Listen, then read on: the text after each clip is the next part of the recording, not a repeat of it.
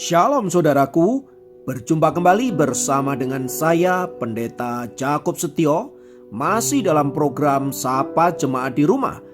Kali ini kita akan bersatu bersama-sama, mari kita berdoa. Bapa kami rindu, firman-Mu sungguh memberkati kami, dan biarlah melalui renungan firman itu, kami semakin dikuatkan, diteguhkan di dalam pengiringan kami akan Engkau. Kami siap diberkati, terpujilah nama-Mu kekal selama-lamanya. Dalam nama Yesus kami berdoa, haleluya, amin. Firman Tuhan kali ini terambil dari Yakobus 5 ayat 16. Yakobus 5 ayat 16 berkata, "Karena itu hendaklah kamu saling mengaku dosamu dan saling mendoakan, supaya kamu sembuh. Doa orang yang benar, bila dengan yakin didoakan, sangat besar kuasanya." Saudara, di bagian pertama ayat tadi dikatakan bahwa karena itu hendaklah kamu saling mengaku dosamu dan saling mendoakan supaya kamu sembuh.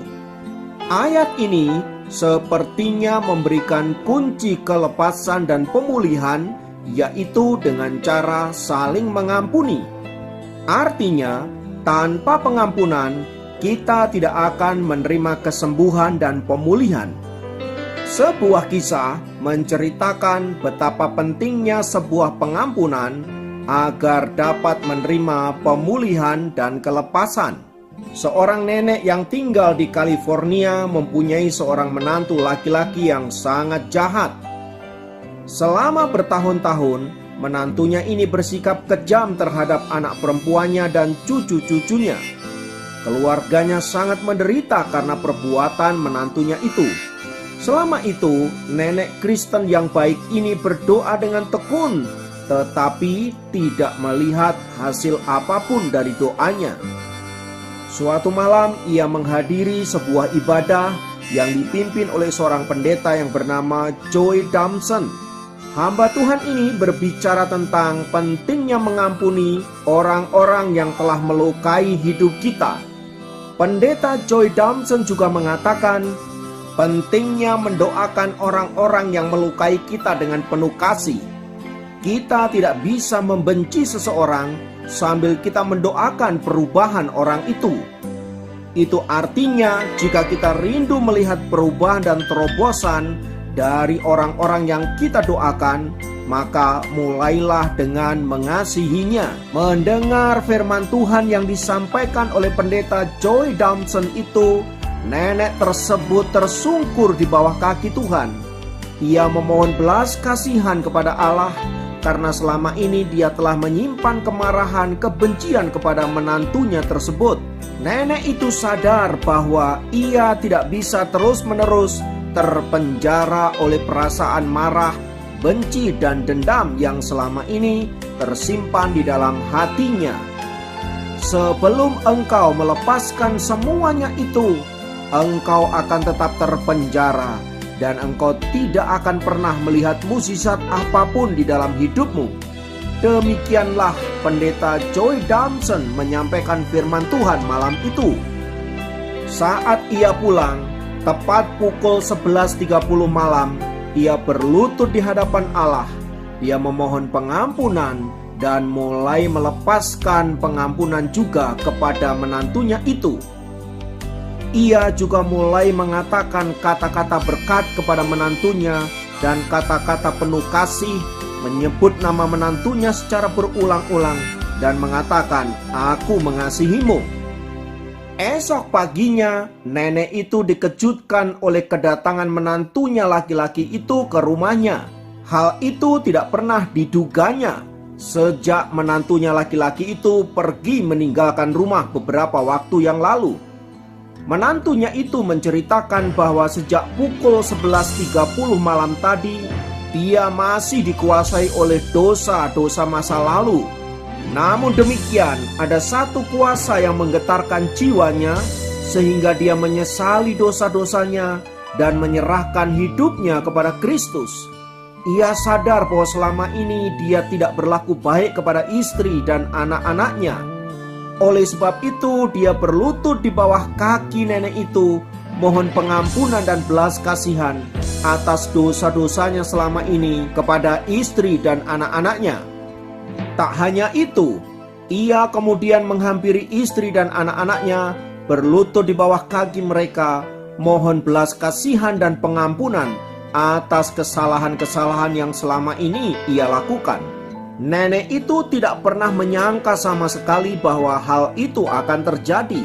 Namun semuanya itu dimulai ketika ia mulai mengasihi menantunya itu dan melepaskan segala dendam dan kemarahan yang selama ini mengikat dirinya. Sungguh luar biasa kejadian itu, dan semua itu terjadi karena si nenek itu mau mempraktekkan firman Tuhan yang ia dengar. Saudaraku, kita seringkali rindu mengalami hal-hal yang dahsyat, hal-hal yang luar biasa seperti yang dialami oleh nenek itu. Namun sayangnya banyak di antara kita yang tidak mengalami karena kita tidak mempraktekkan firman Allah. Ketika firman Allah mengatakan agar kita mengampuni, agar kita mengasihi, kita seringkali mengabaikannya dan menganggap sebagai sesuatu yang tidak penting. Padahal dengan mempraktekkan firman Tuhan itu, kita sedang mengerjakan perkara-perkara yang dahsyat di dalam hidup kita, seperti yang dialami oleh nenek itu. Oleh sebab itu, saudaraku, melalui firman Tuhan ini, mari kita belajar untuk mempraktekkan firman Allah agar kita dapat melihat kuasa di dalamnya yang dapat kita alami dalam hidup kita sehari-hari, supaya kita menjadi anak-anak Tuhan yang berkemenangan.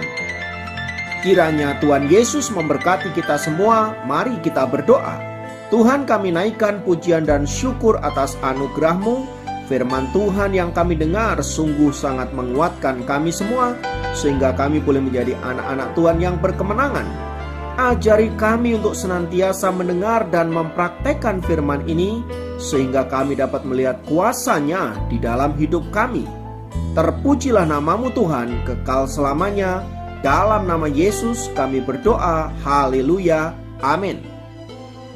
Demikian program Sapa Jemaat kali ini. Sampai jumpa dalam program Sapa Jemaat yang lain. Tuhan Yesus memberkati.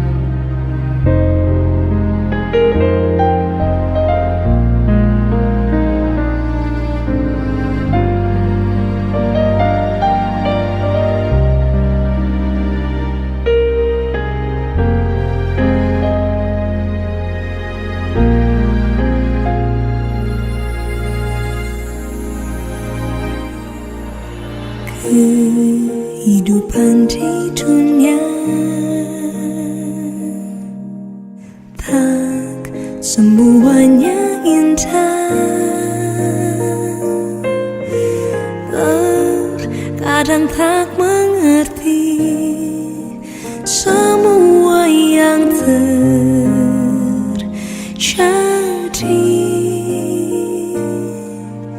Di saat tak berdaya, ku berharap padanya. Tak pernah dibiarkan yang percaya padanya.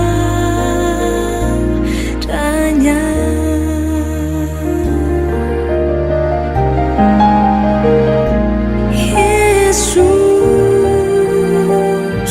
jawabanku. Yesus, jawabanku saat tiada jalan, hanya Kau jawabanku. Yesus, jawabanku. Yesus, jawabanku. Yesus, ku percaya hanya Kau jawabanku.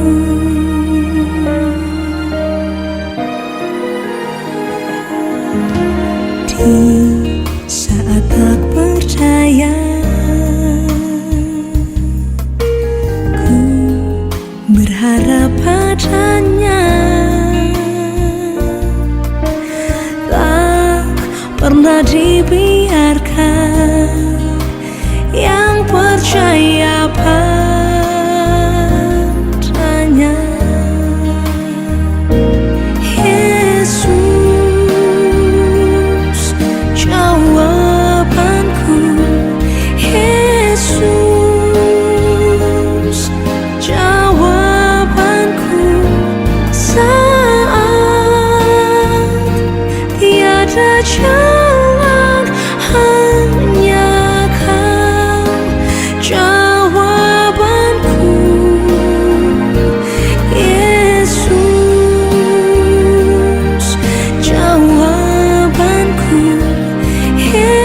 Yesus.